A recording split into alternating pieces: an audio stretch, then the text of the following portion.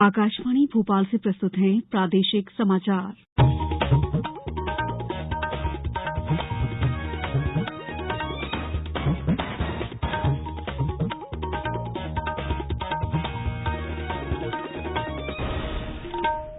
नमस्कार, समाचारों के साथ मैं दीपा सिंह। सबसे पहले मुख्य समाचार। सरकार ने कहा कि 11 करोड़ 5 लाख से अधिक ग्रामीण परिवारों को मिल रहा है नल से जल। भारत की G20 अध्यक्षता के तहत एक दिवसीय कार्यशाला में कृषि में महिलाओं की भागीदारी बढ़ाने पर हुई चर्चा। मुख्यमंत्री ने भोपाल में किया ई बाइक्स का शुभारंभ। पहले चरण में चलेगी 75 ई बाइक्स। और बारिश थमने के बाद प्रदेश में एक बार फिर शुरू हुई कड़ाके की ठंड। अब समाचार विस्तार से। सरकार ने कहा है कि 11 करोड़ 5 लाख से अधिक ग्रामीण परिवारों के घरों में नल से जलापूर्ति की जा रही है। जल शक्ति राज्य मंत्री प्रहलाद सिंह पटेल ने कहा है कि सरकार 2024 तक देश के हर ग्रामीण घर में नल से जल का कनेक्शन देने के लिए जल जीवन मिशन को लागू कर रही है। श्री पटेल ने आज लोकसभा में एक प्रश्न के उत्तर में ये जानकारी दी। उन्होंने कहा कि जल जीवन मिशन की घोषणा के समय 3 करोड़ 23 लाख ग्रामीण परिवारों को नल से जलापूर्ति होती थी। श्री पटेल ने बताया कि जल जीवन मिशन के तहत अब तक 7 करोड़ 81 लाख से अधिक अतिरिक्त ग्रामीण परिवारों को नल जल कनेक्शन प्रदान किए गए हैं। मध्यप्रदेश फार्म गेट ऐप और एग्रीकल्चर इंफ्रास्ट्रक्चर फंड के अंतर्गत आज भोपाल में एक दिवसीय कार्यशाला का आयोजन किया गया। इसका आयोजन G20 में भारत की अध्यक्षता के संदर्भ में एक धरती, एक परिवार और एक भविष्य थीम के माध्यम से वैश्विक एकता के भाव को प्रोत्साहित करना था। कार्यशाला को संबोधित करते हुए कृषि और किसान कल्याण मंत्रालय के संयुक्त सचिव सैमुअल प्रवीण कुमार ने कहा कि इंदौर में 13 से 15 फरवरी तक G20 के एग्रीकल्चर ग्रुप की बैठक होने जा रही है। इस कार्यशाला का मुख्य उद्देश्य एग्रीकल्चर इंफ्रास्ट्रक्चर फंड और मध्यप्रदेश फार्म गेट पर महिलाओं की भागीदारी को बढ़ाना है।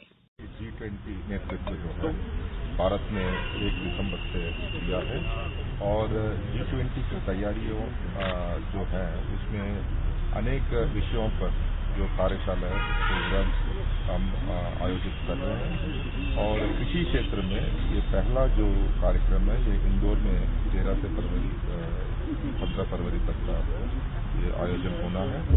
कार्यशाला को प्रदेश के किसान कल्याण और कृषि विभाग के अपर मुख्य सचिव अशोक वर्णवाल ने भी संबोधित किया। कार्यशाला के अंतर्गत महिला कृषक, महिला कृषि उद्यमी, महिला चार्टेड अकाउंटेंट, महिला बैंक प्रतिनिधि और विभिन्न विभागों की महिला अधिकारी ने भाग लिया। खेल और युवा कार्य मंत्री अनुराग सिंह ठाकुर ने आज कहा कि आगामी बजट में मंत्रालय को वर्तमान वर्ष के मुकाबले 11% अधिक धन का आवंटन हुआ है। उन्होंने कहा कि वर्ष 2010 के बाद से ये सर्वाधिक आवंटन है। वर्ष 2010 में राष्ट्रमंडल खेल भारत में आयोजित हुए थे। वित्त वर्ष 2023-24 में मंत्रालय को 3,397 करोड़ रुपए का बजट आवंटित हुआ है।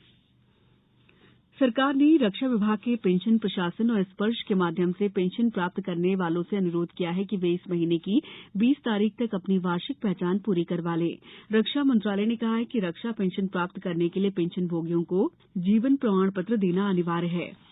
स्पर्श पेंशन दावों की प्रक्रिया और पेंशन राशि पेंशन भोगियों के बैंक खातों में सीधे तौर पर जमा कराने का वेब आधारित एक व्यवस्था है।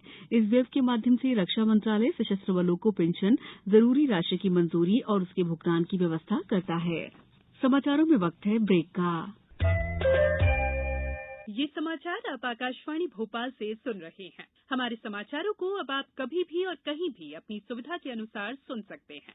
ये समाचार बुलेटिन YouTube, ट्विटर और फेसबुक पर AIR न्यूज भोपाल पेज पर भी सुने जा सकते हैं। इसके अलावा आप हमारी वेबसाइट newsonair.nic.in पर अथवा AIR न्यूज ऐप पर भी समाचार सुन सकते हैं। ब्रेक के बाद समाचारों में आपका एक बार फिर स्वागत है। मुख्यमंत्री शिवराज सिंह चौहान ने आज भोपाल में 75 ई बाइक्स को हरी झंडी दिखाकर रवाना किया। Bhopal smart city development corporation limited की ई बाइक परियोजना के प्रथम चरण में ये ई बाइक्स लोकार्पित की गई। इलेक्ट्रॉनिक बाइक की अधिकतम गति 20 किलोमीटर प्रति घंटा रहेगी, जो फुल चार्ज बैटरी में 35 किलोमीटर तक चल सकेंगी। ये बाइक सिंगल सिटिंग कैपेसिटी की है। ई बाइक के लिए भोपाल में 6 डॉकिंग स्टेशन, टीटी नगर स्टेडियम, ISBT, MP नगर जोन 1, अटल पथ, वन विहार और बोट क्लब पर बने हैं। ई बाइक का किराया प्रथम 15 मिनट के लिए 20 रुपए होगा। इसके बाद प्रति मिनट 1 रुपए देय होगा। बड़वानी जिले में एक प्रकरण में एक नाबालिग बच्ची के साथ गंभीर घटना घटित हुई थी, जिसमें श्रीमती वर्षाबाई, श्रीमती कमलीबाई और श्रीमती भूरीबाई द्वारा पूरी हिम्मत के साथ आरोपी को पहचानना था। उन्होंने उसकी धरपकड़ में सक्रिय भूमिका भी निभाई थी। इन तीनों महिलाओं को असली हीरो सम्मान से सम्मानित किया गया। भोपाल में आयोजित कलेक्टर्स कमिश्नर कॉन्फ्रेंस में तीनों महिलाओं को मुख्यमंत्री ने प्रशस्ति पत्र प्रदान कर इनकी हिम्मत की सराहना की। सीहोर जिले में मध्यप्रदेश राज्य ग्रामीण आजीविका मिशन के तहत स्वसहायता समूह द्वारा अब सवारी गाड़ी का संचालन भी किया जाएगा। आज मुख्यमंत्री शिवराज सिंह चौहान ने भोपाल स्थित आवास पर मां शारदा स्वसहायता समूह की महिलाओं को ग्रामीण आजीविका एक्सप्रेस की चाबी सौंपकर उसका शुभारंभ किया। ये ग्रामीण आजीविका एक्सप्रेस वाहन डोबी, सरदारनगर, जैत, आमोन, खितवई और बकतरा के आंतरिक मार्गों से ग्रामीण यात्रियों को लाने और ले जाने का कार्य करेगा। खेलो इंडिया यूथ गेम्स के तहत कल 3 फरवरी को इंदौर में बास्केटबॉल के सेमीफाइनल मैच होंगे। ये सेमीफाइनल मैच बालक और बालिका दोनों वर्गों में अलग अलग खेले जाएंगे। मेजबान मध्यप्रदेश के खिलाड़ियों का फुटबॉल मैच भी एमराल्ड हाइट्स में होगा। बालिका वर्ग का पहला सेमीफाइनल सुबह 10 बजे से और दूसरा सेमीफाइनल दोपहर 3 बजे से होगा। इसी तरह बालक वर्ग का पहला सेमीफाइनल दोपहर 12 बजे से और दूसरा सेमीफाइनल शाम 5 बजे से होगा। वहीं एमराल्ड हाइट्स के मैदान पर मेजबान मध्यप्रदेश और पंजाब के बीच फुटबॉल मैच सुबह 10 बजे से शुरू होगा। बारिश थमने के बाद प्रदेश में एक बार फिर कड़ाके की ठंड पड़ रही है। राजधानी भोपाल में आज सुबह ठंड रही। ग्वालियर, जबलपुर और इंदौर में भी न्यूनतम पारा 10 डिग्री से नीचे आ गया। प्रदेश के 46 जिलों में कल रात न्यूनतम तापमान 10 डिग्री से भी कम रिकॉर्ड हुआ। रायसेन, शाजापुर समेत कई जगह आज सुबह फसल पेड़ पौधों पर ओस जम गई। 2 डिग्री तापमान के साथ पचमढ़ी प्रदेश में सबसे ठंडा रहा। मौसम वैज्ञानिकों का कहना है कि पहाड़ों पर हुई बर्फबारी के बाद वहां से बर्फीली हवाएं मैदानी इलाकों की तरफ आ रही हैं, इसलिए अगले 3-4 दिन आसमान साफ रहने की संभावना है और ठंड भी बढ़ सकती है। गुना जिले में न्यूनतम तापमान 5.6 डिग्री सेल्सियस रिकॉर्ड किया गया। अब कुछ समाचार संक्षेप में। महाराजा छत्रसाल बुंदेलखंड विश्वविद्यालय छतरपुर के 4 फरवरी को आयोजित होने वाले दीक्षांत समारोह के लिए निवाड़ी जिले के ओरछा में स्थित सतार नदी के जल और पवित्र मिट्टी को कलशों में भरकर भेजा गया। आगर मालवा में कल आयोजित हुए जिला स्तरीय प्रशिक्षण में मास्टर ट्रेनर्स ने रजिस्ट्रीकरण अधिकारी और सहायक रजिस्ट्रीकरण अधिकारियों को मतदाता सूची पुनरीक्षण संबंधी प्रशिक्षण दिया।